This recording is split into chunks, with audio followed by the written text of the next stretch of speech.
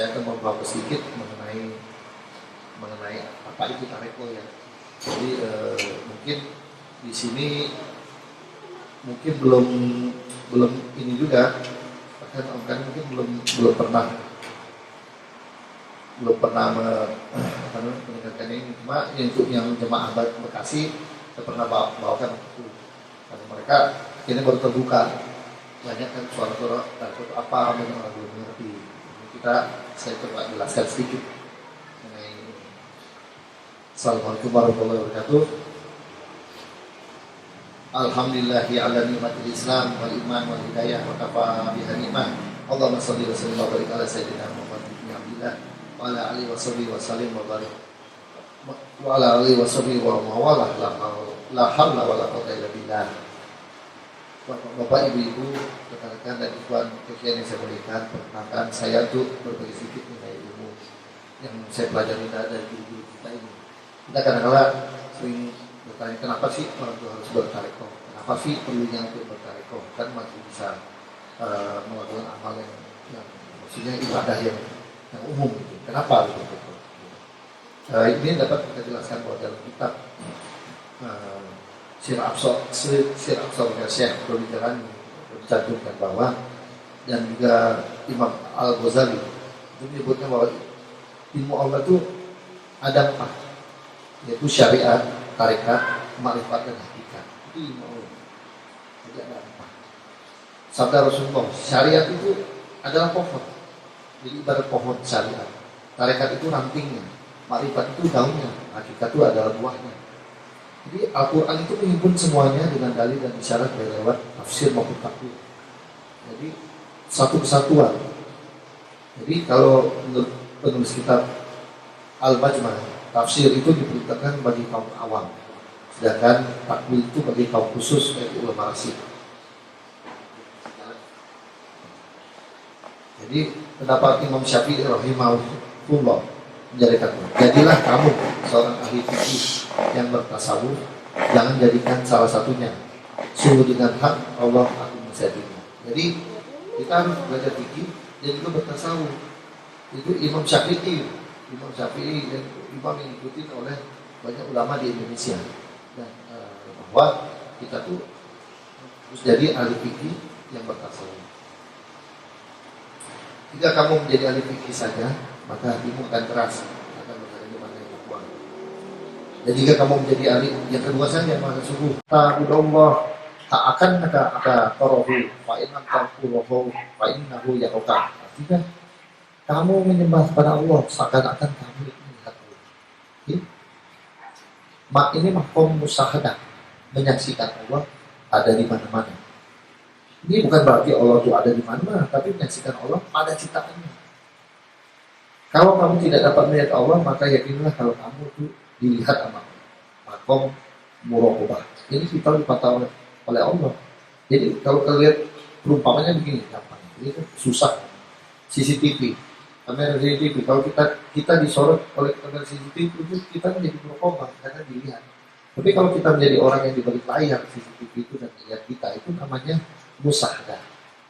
Jadi begitu pengertian. Kita di umat ini merasa melihat Allah. Melihat Allah dalam mana ciptaannya. Kalau makan nasi, ini Allah ciptaan. Jadi ingat sama Allah. Nyetir mobil ingat sama Allah. Jadi mau ke kamar mandi, ingat sama Allah. Jadi mau senang-senang, mau susah juga ingat sama Allah. Jangan pas sholat aja sama doa. Semuanya ingat sama Allah. Makan nasi, ya Allah. Nasi ini bikin sama Allah. Itu yang namanya melihat Allah melalui ciptaannya. Kalau melihat fisik itu pernah ketemu. Kalau nggak bisa juga, masalah melihat Allah. Diawasin. Jadi kalau mau bikin dosa, waduh, gue lagi dilihat. Nah itu pemahaman basic terkait tujuan tariko ini. Itu melihat Allah di semua. Jadi mau jalan kaki Allah, setiap nafas Allah, setiap nafas Allah. Mau berbuat maksiat karena hadir Allah di situ. Kalau banyak sekarang orang tuh terjemahkan tasawuf ke mereka itu melalui fikih. Dia tuh pengennya ada dalilnya terjemahkan. Jadi saya Simple. Imam Ghazali mengambil dua hikmah dari perompak waktu berjalan balik naik onta. Ya kan? Imam Ghazali dirampok. Imam Ghazali malah memindahkan perampok itu untuk mengambil barang, kecuali catatannya pada saat dia menuntut ilmu di negeri Syam. Perampok itu mengatakan, kalau aku ambil, kamu nggak tahu isi catatan itu. Lalu kenapa belajar ilmu kalau kamu nggak ada tahu catatan itu? Jadi dia catatan ilmu saya belajar itu dia diambil, harta boleh. Lalu perampoknya pintar, kalau saya ambil ini, kamu nggak tahu dong isinya. Lalu kenapa kamu belajar kalau kamu nggak tahu? Masa dari catatan? Imam Ghazali akhirnya menyadari bahwa ilmu itu ada di dirinya, bukan di catatan itu. Jadi ilmu itu harus al-fisudur, la fisudur. Ilmu itu di dada, bukan di tulisan. Ilmuku selalu bersamaku. Kalau di pasar, maka ilmu itu di pasar. Kalau di sekolah, ilmu itu di sekolah. Jadi belajarnya di Tarekat ini kadang melihat perjalanan hidup kita, bukan textbook. Ini kalau kita harus begini, ya, hidup. Jadi yang kita alami itu adalah perjalanan hidup kita menemukan. Itulah di Tarekat ini. Ini penegasan bahwa sebagian ilmu itu bukan di buku saja, tapi ada di dalam diri kita. Jadi Al-Imam Abu Zakaria Al-Ansari menyebutkan bahwa ilmu tasawuf adalah untuk meraih kebahagiaan yang kekal dengan ahwal tazkiyatun nafsi. Apa itu ahwal tazkiyatun nafsi? Ilmu yang menentukan tentang keadaan mensucikan jiwa. Jadi kita ini bersihin diri dari hasrat, dengki, riya, dan ujub. Jadi itu tujuan tarekat mau bersihkan diri dari rasa itu, mensucikan jiwa kita. Nomor kedua itu watasfiyatul akhlak, itu membersihkan akhlak. Kita tidak boleh kasar, muka masam, keras hati, kata-kata menyakitkan. Itu disuruh Allah lemah lembut. Makanya kalau dengar mereka itu semuanya lemah lembut, tidak ada yang kasar. Mereka lemah lembut. Dan ketiga itu watak mirut zohir wal batin, memakmurkan zohir.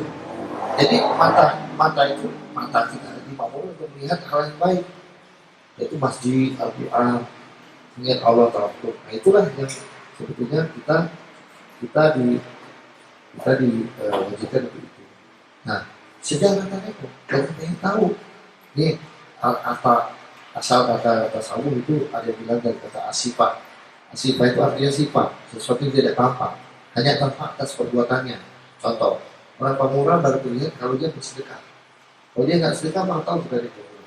Jadi dia dari tindakannya. Nah itu tasawuf itu menyangkut sifat-sifat terpuji, agar kita mengikuti dan menyangkut sifat-sifat dan menyangkut sifat-sifat tercela juga agar kita menghindari. Nah itulah biasanya tasawuf itu berasal dari kata asifah, itu tasawuf. Ada juga yang bilang asufah. Asufah itu apa? Itu para sahabat Nabi dari kalangan fakir, yang fakir miskinnya mendedikasikan dirinya untuk berdakwah. Siapa asufah ini? As-sufah ini. Mereka tuh hidup pada zaman Rasul, hidup dari sedekah karena mereka itu pendatang. Mereka tinggalnya itu di belakang masjid rumah baginda Rasul. Kalau sekarang kita lihat di belakang makam Nabi ada kawasan yang dinamakan bekas kediaman tempat tinggal kaum as-sufah, ashabul as-sufah. Mereka ini jumlahnya ada beberapa puluh orang saja. Salah seorangnya bernama Sayyidina Abu Hurairah radhiyallahu dari Yaman. Nah, beliau ini beriman pada Rasulullah sekitar 4-5 tahun sebelum Rasulullah wafat. Hidup mereka tergantung pada pemberian orang yang tidak mudah bekerja pada waktu. Oleh karena itu, mereka ashabul sufah ini yang duduk bersama Rasulullah dan dibantu oleh sahabat Rasul karena mereka fokus ibadah kepada Allah. Mereka fokus saja di ibadah kepada Allah. Karena itu mereka seringnya dikatakan sebagai ahli at-tasawuf atau as-sufi. Ini asal sejarah sufi ini sendiri. Jadi kalau orang sudah berbaik tarekat, mereka tuh nanti diberikan satu zikir di jalan Allah. Mereka dalam tarekat itu harus semangat, nggak boleh lesu. Jadi pertanyaannya sering kali orang bertanya, tarekat itu aliran jalan menuju Allah dan sebagainya, kita itu berangkat memang dari bawah dan sampai tingkat derajat yang lebih tinggi. Jadi nggak langsung di tengah. Kita berangkat dari bawah. Tingkatan tarekat itu sangat bergantung kepada kegigihan dan semangat kita. Kebanyakan orang udah berbaiat bertahun-tahun, malah ada yang belasan tahun saya temui sendiri. Itu kok mereka makomnya masih makom pisang, ngamal aja, murid aja, satu hobi aja, gitu aja. Jadi nggak pernah udah tua orangnya masih aja begitu. Ya. Ini karena apa? Karena mereka nggak menjaga semangat berzikirnya. Kalau berzikir, aduh, zikir lagi. Jadi berat, ibadahnya berat, gitu kan. Malah kadang ditinggalkan. Jadi sering lepas, tinggal, gitu kan. Ya semangat atau gairah ini ada start awal untuk berjalan. Kalau nggak ada startnya, gimana kita mau berjalan? Iman ini memang naik turun. Makanya salat dan zikir itu dibutuhkan agar iman kita dicas setiap saat. HP aja kita cas terus. Iman kok nggak dicas? Bagi ngeri majelis zikir seperti ini, kalau zikir kataman itu sarana untuk mencas. Casnya tidak hanya sampai ke kolbu, tapi masuk ke kita karena energi dari guru-guru yang memancar ke kita. Dan juga malaikat ikut mengambil di majelis zikir tersebut. Nama kita yang hadir disebut oleh Allah SWT di depan para malaikatnya. Ini adalah hadis riwayat Al-Bukhari yang tadi saya kasih lihat ke Pak Iit ya. Jadi hadis Bukhari menyebutkan tentang majelis zikir seperti ini. Walaupun sedikit, tapi didampingi oleh para malaikat. Tanda cahaya ilahi sudah masuk ke dalam kolbi kita adalah hati kita selalu merasakan untuk berzikir. Jadi kangen kita berzikir dan bertemu dengan guru musik kita. Jadi timbul rasa kangen itu. Kok udah mau zikir nih, saya harus siap-siap. Jadi badan yang ngajakin. Kalau enggak malah berat. Nah, itu tanda adalah zikir itu sudah mengalir di aliran darah. Kalau zikir sudah mengalir di aliran darah, yang kita pikirkan itu adalah hal-hal tentang kebutuhan, kecintaan sama Allah, Rasulullah itu yang bilang, gimana sih mencintai Rasulullah? Rasulullah kan tidak tampak wujudnya. Tapi gimana kita mencintai, menangis sedangkan orang-orang lain kok. Misalnya saya terhadap orang lain, saya dipaksa untuk mencintai, ya gimana? Kalau dia nggak istri kan nggak mungkin. Nah itulah sama saja dengan Allah. Gimana menimbulkan rasa cinta kepada Allah dan Rasulullah? Kita bisa, itu kan dengan berkata ini ada dilatih dengan bertakbir dan berzikir. Jadi ini adalah penerapan sedikit mengenai terakhir mengenai ilmu tasawuf. Penerapan tareko ini di hidup kita, nafsu. Ini logikanya. Nafsu itu apa sih? Nafsu itu berasal dari kata bahasa Arab namanya an-nafs, yang bermakna diri, jiwa. Dalam perkembangannya kata nafsu terkait dari konsep ego atau keaktifan. Jadi yang dikatakan nafsu itu adalah keinginan. Menginginkan surga itu nafsu di tasawuf. Orang yang menginginkan surga itu nafsu. Maukah kamu sholat beriman pada orang yang beribadah di nafsu? Ya, kita dipersilakan menjadi imam sholat berjamaah. Lalu merasa dalam hati bahwa ini memang layak untuk mengimami jemaah. Merasa ada diri itu najis batin itu. Kita jadi imam kita maju, oh kita memang layak dibanding orang-orang. Itu najis batin. Maukah kamu beriman pada orang yang batin yang bernajis? Dalam ibadah ada rukun fi'li, itu gerakan. Qauli itu bacaan. Dan qauli pandangan hati. Tentulah juga dalam sholat ini ada rasa fi'li, rasa qauli, dan rasa qauli. Nah, ada orang yang membaca ayat terlalu di alun-alun. Dimerdu-merdukan saja, itu sudah dapat dirasa dengan qauli kita bahwa orang ini riya. Melihat gerak-gerik dia, fi'linya saya sudah dapat dirasa bahwa orang qaulinya sudah ada wujudnya. Itulah makanya anjuran Nabi Muhammad SAW sebelum mengimami sholat, kita tuh sebagai imam harus menoleh belakang dulu. Ini makmum kita ini orang tua atau orang muda. Kalau orang muda boleh kita ajar dengan ayat panjang-panjang, tapi kalau udah tua kita ajar ayat panjang-panjang, ini jadi ini bubel kan? Ya kan karena dia nggak mampu. Nah, itulah. Jadi jangan self ego. Di dalam ilmu tasawuf syirik ini penting syirik. Ini terakhir syirik. Syirik itu ada dua, mempersekutukan Allah. Di tarekat itu dibagi dua, yaitu syirik nyata dan syirik khafi. Jadi saya ngomong sufi. Syirik nyata itu jelas menyembah selain Allah. Kan? Itu syirik khafi. Syirik nyata. Nah, itu syirik khafi ini nggak banyak kita tahu. Syirik khafi ini syirik yang sama. Di antaranya itu sombong, riya, dan ujub. Banyak dari kita melakukan syirik khafi, sombong, riya, ujub. Padahal dosanya itu tidak diampuni oleh Allah Subhanahu Wa Taala kecuali yang ditindakinya. Kalau kita ini mau sombong, apa yang mau sombongkan? Coba kita lihat kita ini dari apa? Kita ini dari setetes air mani bapak dan ibu kita. Kalau Nabi Adam alaihissalam diciptakan dari tanah. Kalau kita dari apa? Bapak dan ibu kita. Jadi Allah Subhanahu Wa Taala berfirman, Fanmanzuril insani makhluki kuliko mimma intafik. Artinya, cobalah Anda renungkan. Kita ini diciptakan Allah diciptakan searmani bapak ibu kita. Kok masih sombong? Masih mending telur bebek sama telur ayam. Mereka juga di berasal dari armani bebek dan ayam, tapi masih bisa dijual. Armani bebek dan ayam itu masih bisa dijual dan menghasilkan uang. Sedangkan kita nggak bisa dijual. Jadi kita nggak boleh sombong intinya. Allah Subhanahu Wa Taala itu tidak melarang kita untuk kaya, tetapi merasa kaya itu nggak boleh. Itu syirik kafir. Jadi kalau nggak kaya, nggak boleh kita merasa kaya. Allah Subhanahu Wa Taala tidak melarang kita untuk pintar atau ahli, tetapi merasa pintar atau ahli itu tidak boleh. Jadi merasa itu nggak boleh. Merasa lebih itu. Allah Subhanahu Wa Taala tidak melarang kita untuk ahli beribadah. Ya. Tetapi merasa sudah menjadi ahli ibadah itu tidak boleh. Itu syirik kafir. Itu jadi yang harus kita hindarkan itu lebih dalam. Ternyata syirik itu bukan hanya syirik bersekutu Allah saja, tapi syirik kopi itu juga dilarang.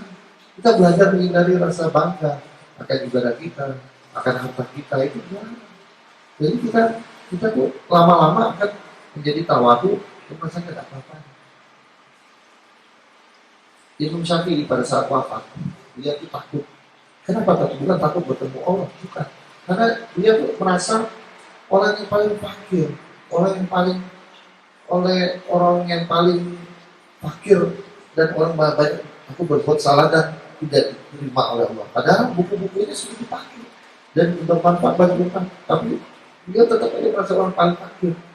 Nah itu contohnya, apalagi kita bikin buku enggak, ibadah kurang, mau merasa bangga, lalu sholat subuh aja di masjid langsung tetap bangga akan sholat subuh kita dan merasa lebih daripada orang yang tidak pakai sholat subuh di masjid. Itu syirik kafir.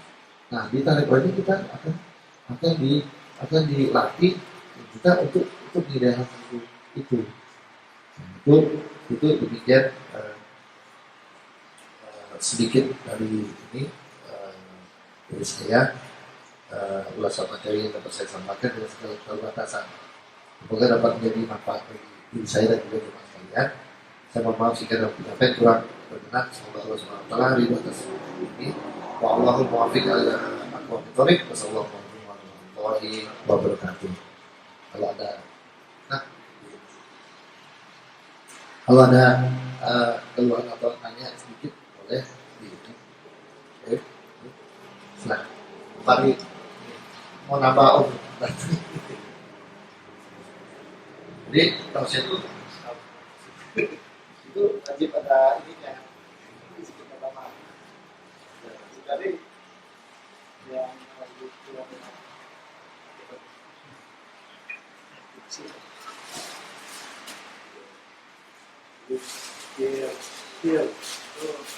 apa doa? Dikir Allah. Tapi apa dua lagi dia tadi aku baru kemudian di bertawaf harus sama membaca lalu yang tetap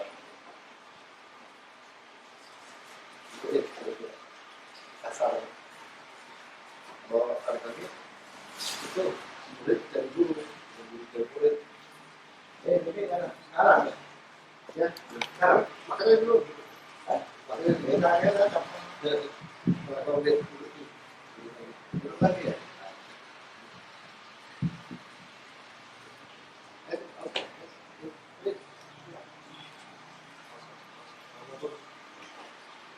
Lanjut ke sama kan? iya